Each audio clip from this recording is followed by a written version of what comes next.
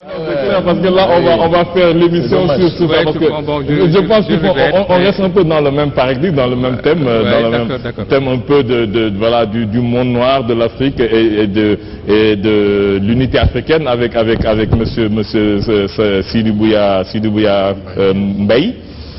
Donc de votre vrai nom, c'est Sidibouya Mohamed Al Fadel Mbaye. Voilà. Donc comme on l'a dit tout à l'heure, vous êtes professeur, vous êtes enseignant de lettres et de philosophie.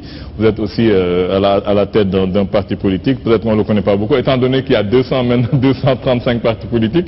On ne s'y retrouve pas trop. Mais vous êtes là depuis 2005. C'est Alliance pour la conscience citoyenne.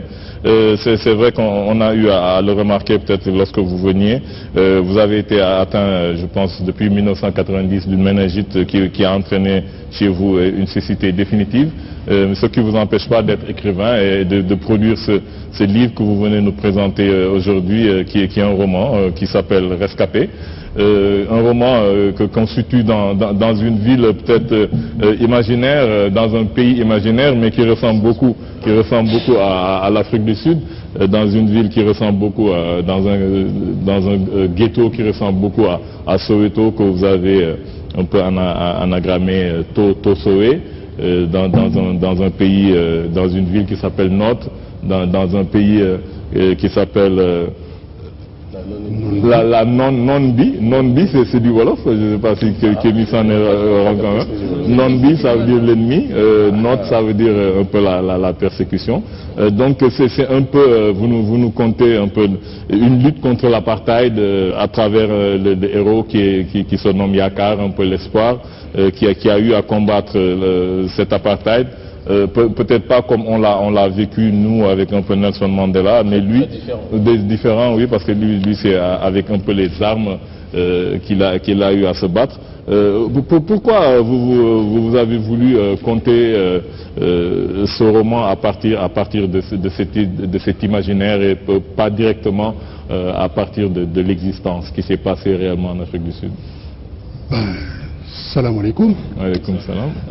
Ah ben non, pourquoi? C'est un roman. Un roman.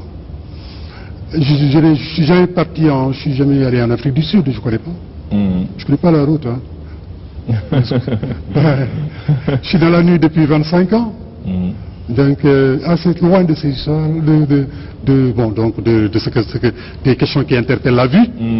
Malgré ça, vous faites de très belles descriptions dans votre livre, des descriptions de la nature. La perte de vie n'est pas une terre rédhibitoire. Et la mémoire est importante. Et que donc, bon, écoutez, on a perdu la vue, bon. Donc, je disais qu'en fait, que bon, voilà, je ne connais pas la route, je ne connais pas l'Afrique du Sud, bon, j'ai inventé. Mon problème, mon souci était de réfléchir sur le totalitarisme. J'ai voulu taquiner un peu les voyants, là, vous êtes là, les voyants, ils sont tout imbus de pouvoir, là, pour leur montrer le limite objectif, que finalement, que le vrai pouvoir appartient à Dieu, que tout pouvoir est délégué. Et que donc, il y a trop de misère, dans ce monde, trop d'incompréhension, etc. Trop de dictature quelque part. L'homme est fondamentalement dictateur. Et donc, l'un dans l'autre, un peu une réflexion en ce sens. Mais il fallait trouver quelque part où le camper. Et encore que nous, qui sommes d'une certaine génération, là, parce que nous avons pratiquement trouvé Nelson Mandela en prison lorsque nous naissions, il est sorti de prison alors qu'on était là.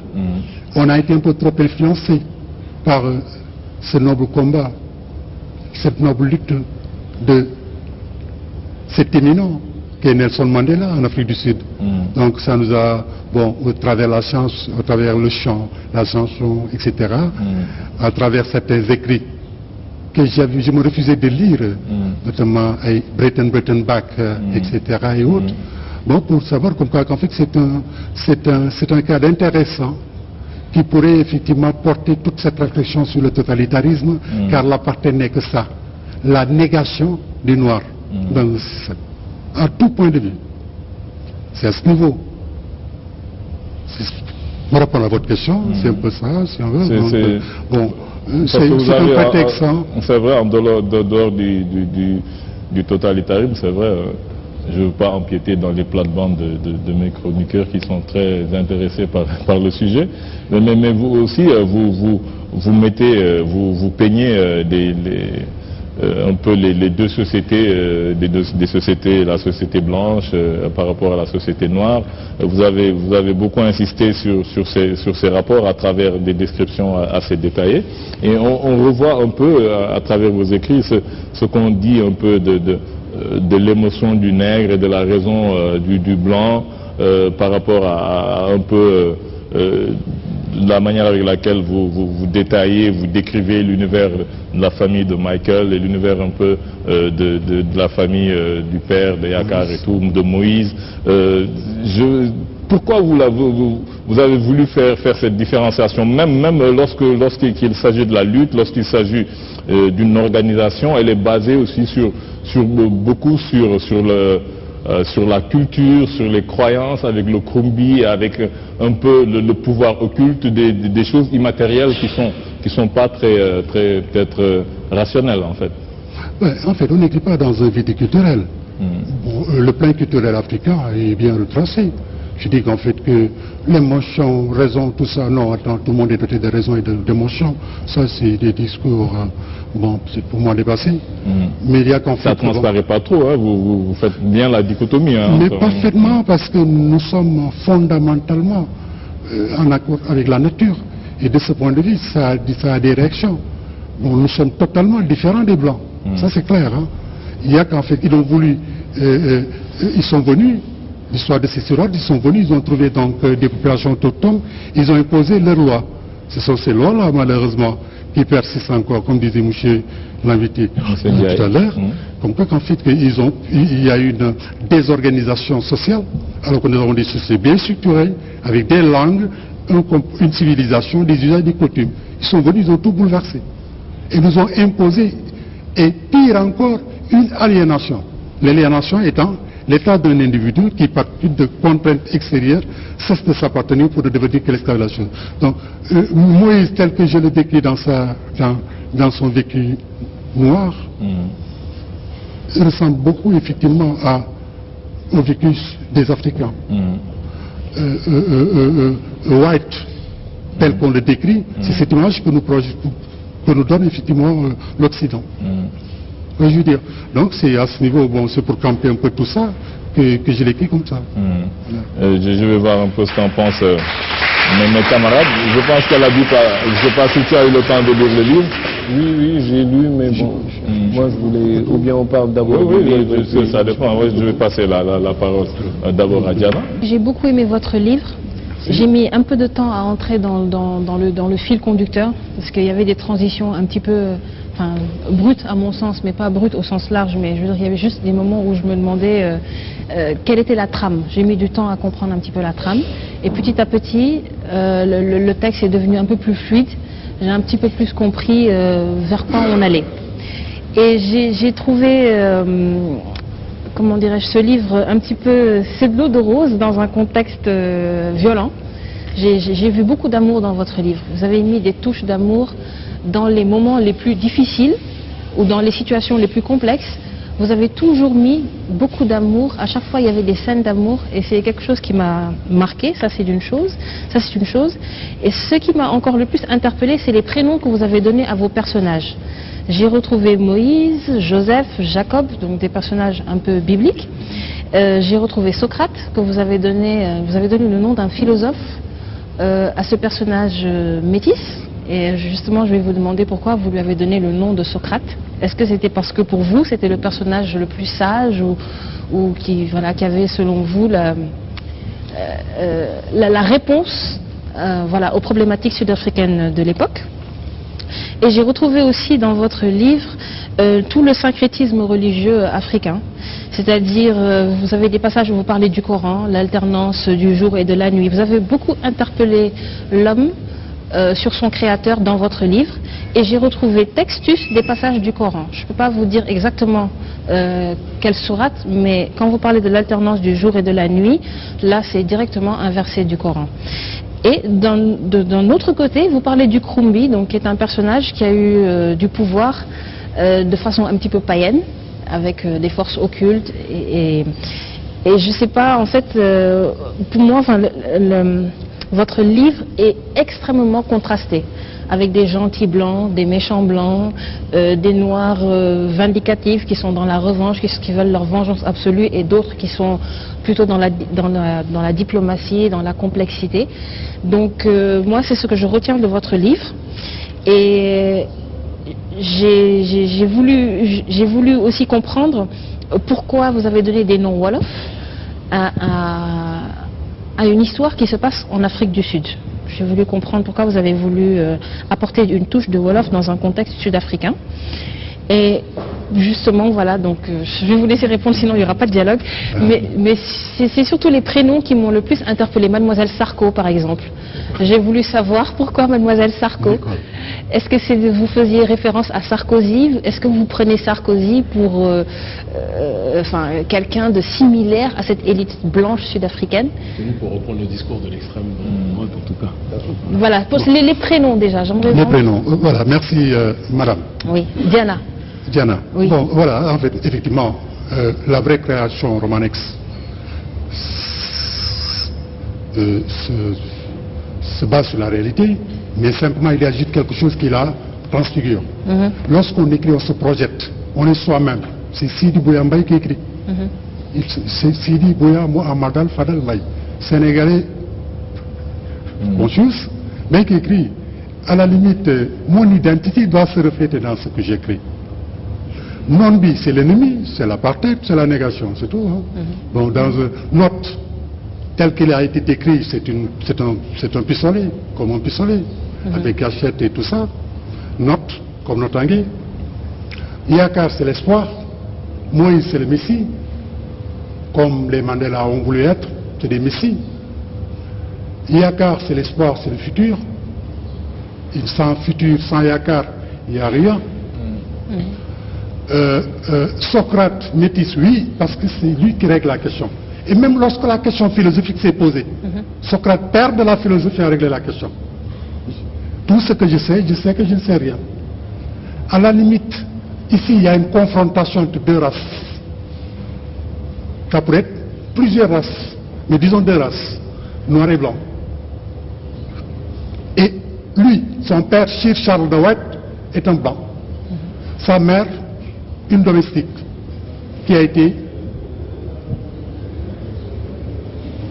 enceintée par Sir Charles de White, qui avait refusé dans un premier temps, mais qui a eu le courage de le reconnaître. Il est né.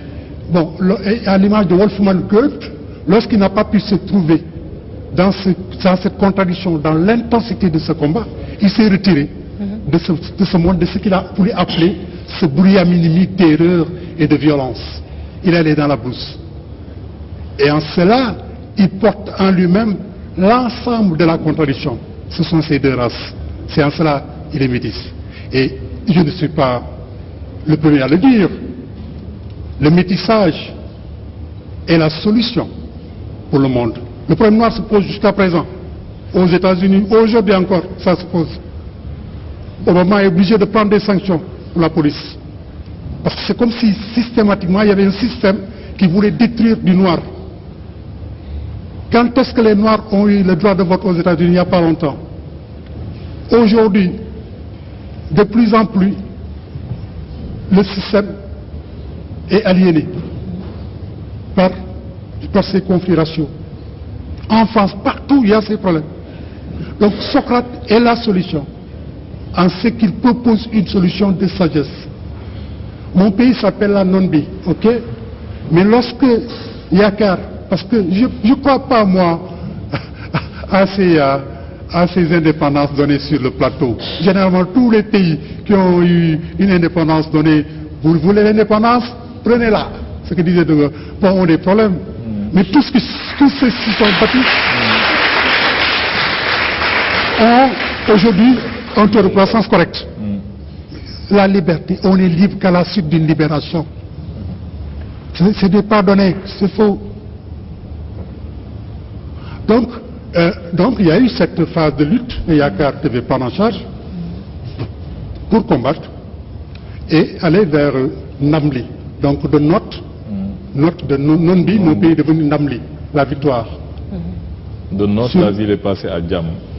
De notre capitale, la capitale est devenue Djam, comme la paix. Le personnage de Yakar, je n'ai pas vu dans le livre que c'était quelqu'un qui avait fait de brillantes études. Et il est quand même devenu président dans le roman. Ah, moi, je suis non-voyant, j'écris. Hein. Lorsque Senghor a été à l'Académie française, je disais, Senghor à l'Académie, pourquoi pas Mariama Makeba à l'opéra? Moi, non-voyant, 25 ans dans la nuit, ça fait très longtemps. J'écris, c'est un roman hein, qui peut compléter. Oui. Non, vous l'avez lu. Hein. Pour dire simplement comme on n'a pas besoin de faire de grandes études pour faire des choses. C'est ça qui nous retarde, nous autres. Non, non, non, mais parce que vous avez cité Karl Marx dans plusieurs fois. Et donc, la doctrine de Karl Marx vise à donner le pouvoir donc, aux prolétaires. Ah non, vous avez vu que Yakar consultait beaucoup la bibliothèque de son père, Moïse, révolutionnaire. Vous l'avez lu dans le premier parti. À un moment, le directeur lui avait dit d'écarter Yakar sur les chemins tortueux de la révolution. Cet enfant était trop sagace et trop lucide. C'est un leader né, il faut rappeler. Oui, oui, bien sûr. Alors, il voulait l'écarter. Et lorsqu'il a vu le livre, il a caché le livre sur la déclaration des droits de l'homme pour dire que tous les hommes naissent libres et égaux et qu'en Namibie, tel n'est pas le cas. Que l'autre lui dit, sors de la chambre, il a pris le livre pour lui dire de ne plus... l'interdit d'accéder à sa bibliothèque, n'est-ce pas? Vous dites simplement comme quelqu'un qui sait cultiver. C'est didactique. Ça arrive, non? Oui. C'est-à-dire, par exemple, on n'est pas obligé, vous pouvez avoir une formation en journalisme, mais vous pouvez avoir une connaissance une bonne connaissance de l'économique. De même que notre savant historien peut avoir parfaitement une autre sur beaucoup d'autres choses. L'homme est multidimensionnel.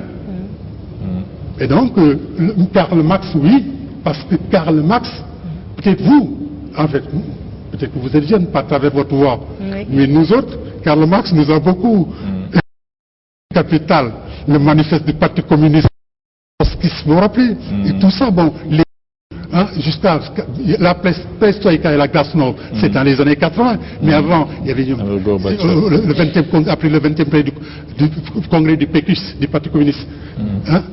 Lorsqu'on a voulu dépasser la dictature prolétarienne.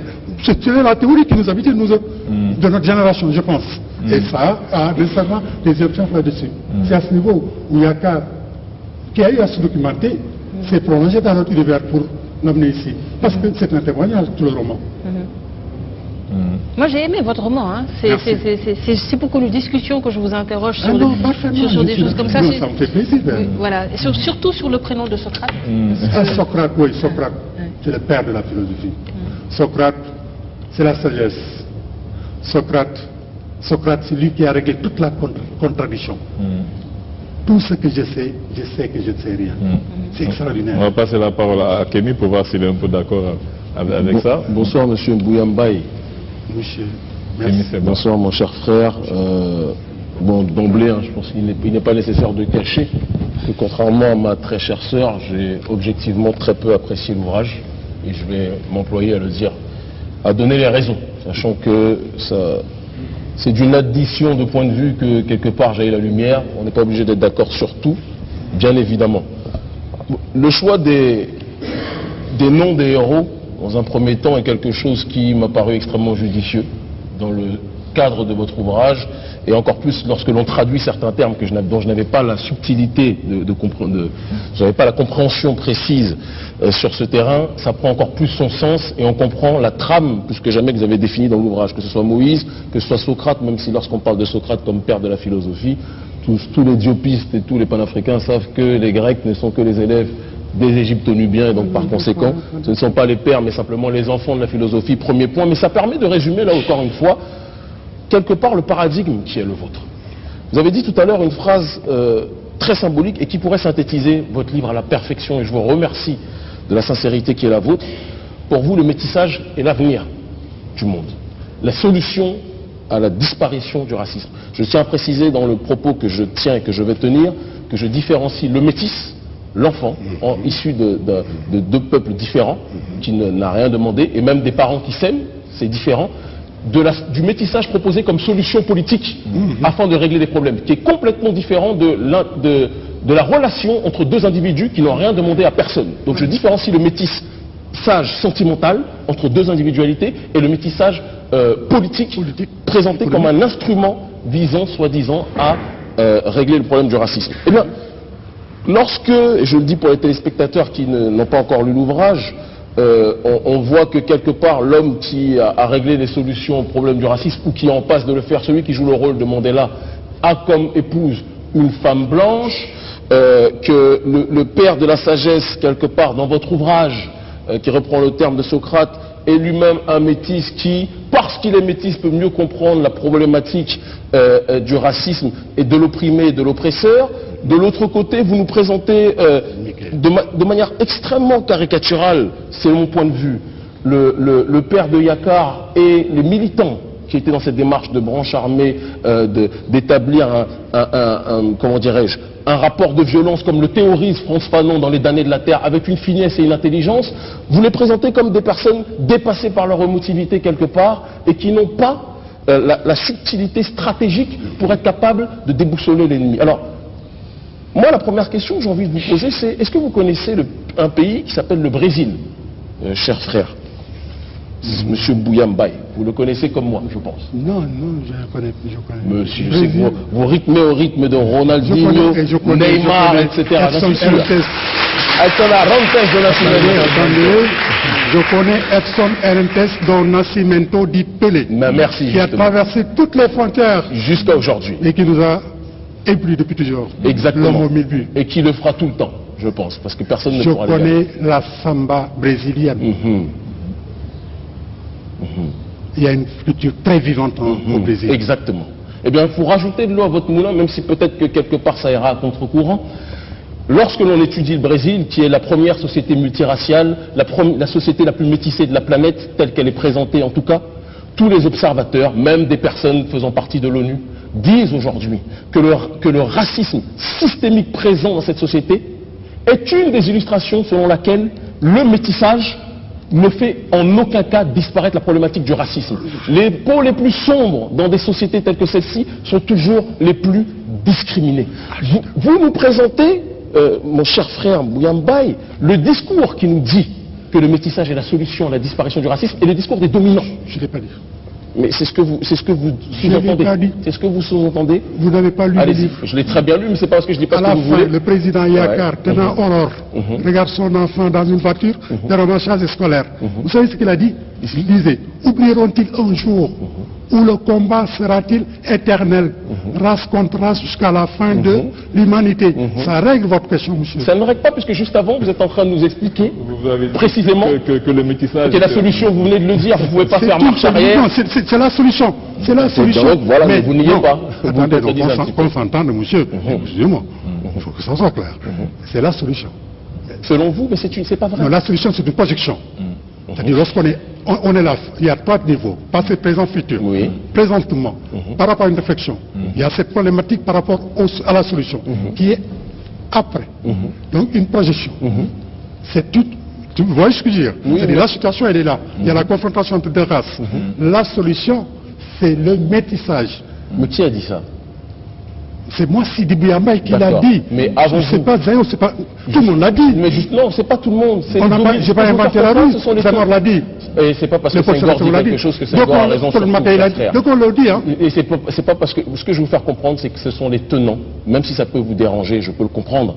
Mais il faut qu'on dise les choses telles qu'elles sont, parce que c'est cette idéologie que l'on reprend, partant des dominants et maintenant des dominants, qui fait qu'aujourd'hui, encore une fois, l'Afrique est la dernière roue du carrosse. On ne fait que répéter des solutions présentées comme étant les bonnes, mais ces solutions sont données par des gens qui nous dirigent. Nelson Mandela est le héros aimé par tout le monde, et j'adore Mandela, c'est un grand homme. Ce qu'il a connu en prison, très peu de personnes auraient été capables de le connaître, mais de la même façon, les mêmes médias qui l'encensent diabolisent Robert Mugabe, parce que Robert Mugabe, dans une démarche de se réapproprier ses terres, et lorsqu'on vous entend, vous dites quelque chose d'extrêmement grave, et pour vous prouver encore une fois qu'on l'a lu, c'est pas parce qu'on dit quelque chose qui ne vous plaît pas qu'on ne le lit pas, grand frère, vous comparez un noir qui aurait songé à venger sa famille, vous lui faites dire, et je vais vous lire précisément, comme ça va être encore plus simple, page 174, vous dites, dois-je venger ou excuser? Excusez. Pensa-t-il.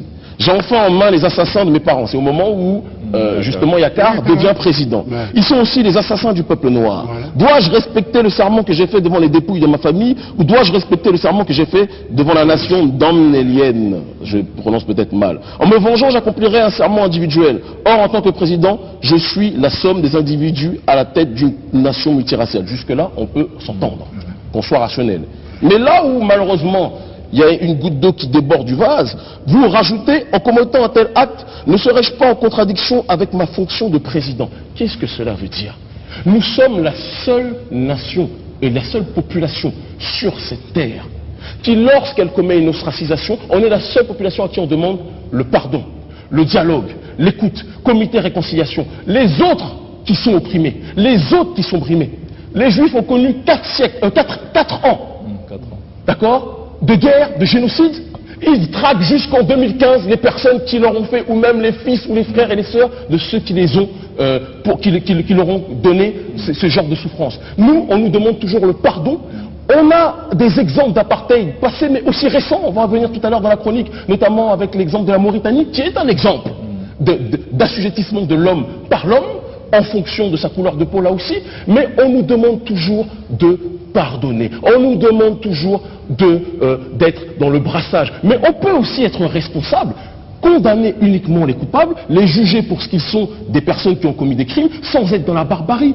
Vous présentez ceux qui sont dans cette démarche de justice comme des gens dépassés par le manque de raison, dépassés par leur propre passion, mais c'est tellement plus complexe que ça, la situation que nous autres Africains connaissons. Et je dis, tant que nous n'aurons pas analysé la véritable problématique géopolitique des rapports pluriculturels, on n'arrivera jamais à une notion de société post-raciale. Jamais. Il faut qu'on analyse en profondeur, sinon on n'ira nulle part.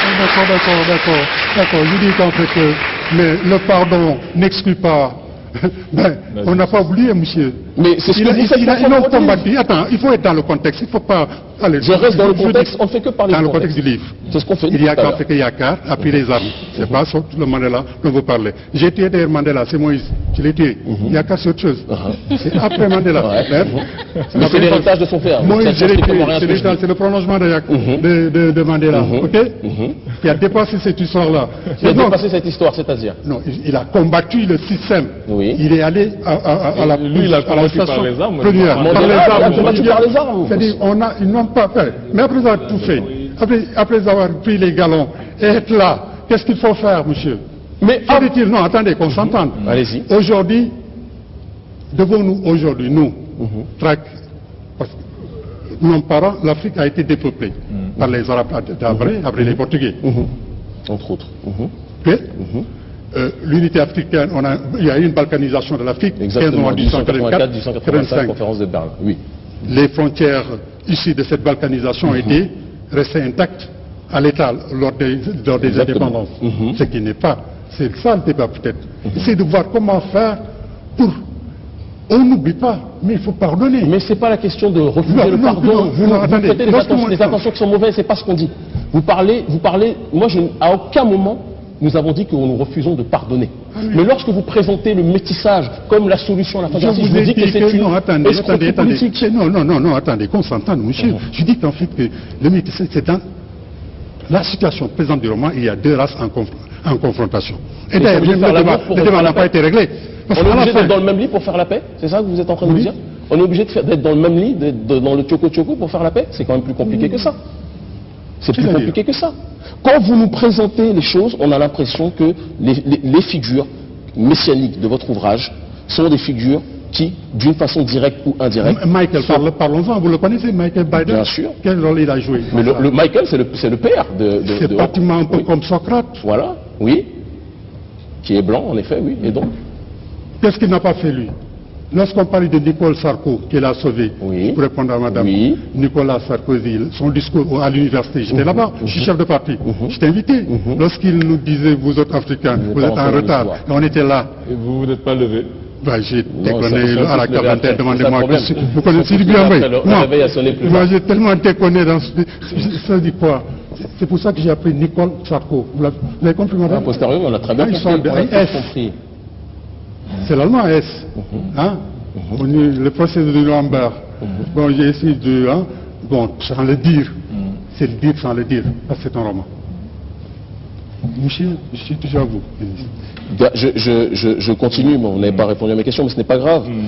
Toujours dans l'ironie, attends juste que je termine, s'il te plaît. Lorsque l'on, pareil, page 167, passage aussi intéressant, mais qui dénote de votre vision, de votre compréhension politique des choses, selon moi, qui me semble erronée, mais je peux respecter, hein, chacun son avis dessus, et personne ne détient l'absolue vérité, il faut aussi le préciser. Lorsque vous parlez de la CPI, à la fin, la Cour pénale internationale avait lancé des mandats d'arrêt à l'endroit de tous les dirigeants de ce régime raciste où les droits de l'homme n'étaient pas respectés. L'organisation Médecins sans frontières avait été scandalisée parce qu'elle avait fini d'appeler l'horreur nonbienne le plus grand génocide après la Seconde Guerre mondiale. C'est un pied de nez ou vous pensez véritablement que, parce que c'est un roman donc on sait que vous avez votre liberté dessus, mais vous pensez véritablement que la CPI aujourd'hui par exemple est dans son rôle, dans ce qu'elle effectue ou... Non, qu'est-ce que vous pensez de la CPI aujourd'hui? Bon, écoutez, les États-Unis ne font pas partie, d'autres pays ne font pas partie. On est d'accord. C'est un instrument pour c'est un prolongement de la colonisation sous d'autres formes. Et encore toute cette forme de conflit. On se rejoint parfaitement dessus là. Mais donc, donc là, peut-être on va terminer sur cette note de fraternité. Exactement. Mais je recommande à tout le monde l'ouvrage. Ah oui. Je précise, je recommande et j'aimerais que tout le monde achète l'ouvrage parce qu'il y a dedans des problématiques de fond que chaque Africain doit se poser en ce début du XXIe siècle. La seule nuance que j'ai, c'est que je pense que les solutions qui sont abordées pour régler les problèmes ne sont pas celles qui sont présentes dans cet ouvrage. Mais j'aimerais que le plus de personnes possible l'achètent, de un, pour vous enrichir, et de deux, pour aussi avancer dans ce processus d'autodétermination réelle, parce que pour l'instant, les réponses que vous donnez, c'est une détermination donnée par d'autres. Or, il est temps que l'Africain comprenne qu'il peut, sans être dans une démarche de se fondre avec l'autre, il peut être dans une démarche aussi de faire la justice, de traiter les gens de manière équitable, avec fraternité, mais avec distance critique, sans rentrer dans le paradigme des autres. C'est la seule chose que je comprends. Yakar avec Michael, dans le débat, le dernier débat, règle cette question, monsieur. Yakar n'a pas pris position comme les autres. Dans le dernier débat, entre Michael et Yakar, il faut voir chapitre 8. J'ai tout vu. Il faut voir que il faut poser d'autres solutions, hein, autres que les solutions présentes. C'est pas forcément ça que vous validez. Donc parce qu'il y a trop de taquinat dans ce livre. Hein. Bon, je suis non-voyant, je suis taquinat. Vraiment, rien ne me distrait. Moi non plus. Donc, non, rien ne me distrait. Vous êtes distrait, vous voyez. Votre regard, vous projetez une subjectivité dans votre esprit. Mais moi, rien ne me distrait. Je dis qu'en fait que... En tout cas, je pense que vous n'êtes pas vexé par ça. Donc, il faut bien lire le livre. Hein. Il y a trop de taquinat là. Il faut relire encore pour voir. Il y a trop de techniques. Non, je comprends que vous ne soyez pas d'accord. Et c'est ça l'intérêt du débat. C'est ça que la richesse. Il faut poser le débat. Exactement. Parce que c'est susciter le débat. Exactement. Il faut secouer les Africains. Exactement. Il faut créer les stress utiles afin que les Africains se fassent. On est d'accord. Vraiment aussi sur ce plateau. C'est vrai que comme vous l'avez bien senti, nous ne faisons aucune discrimination entre ceux qui voient, ceux qui ne voient pas. Nous, on va exactement. Vous êtes de loin supérieur à beaucoup de gens qui voient. Comme vous dites, parfois voir les gens comme moi, ils ne font que regarder des choses parfois qu'ils ne doivent même pas regarder, qu'ils ne doivent pas voir. Donc, vous nous avez montré vraiment que vous étiez un excellent romancier parce que quand on voit les débats, la passion que le roman suscite, c'est qu'on a pu se projeter à l'intérieur. C'est très bien écrit, c'est très bien décrit et c'est vraiment exactement, c'est un roman que nous recommandons à tout le monde. Et nous vous encourageons pour la suite de votre carrière d'écrivain et de romancier parce que vraiment c'est un excellent roman que vous nous sortez. Nous avons été aussi très heureux d'avoir dans cette première partie notre ami chercheur et enseignant Ousseynou Ndiaye qui a sorti l'Égypte ancienne, l'Afrique et le volcan et qui nous a parlé tout à l'heure, fait part de beaucoup de ses réflexions. Nous allons revenir tout de suite pour la deuxième partie avec tout à l'heure le slammer Mamcha et M. Seck aussi qui vient nous parler du plateau de l'excellence. À tout à l'heure après une courte pause.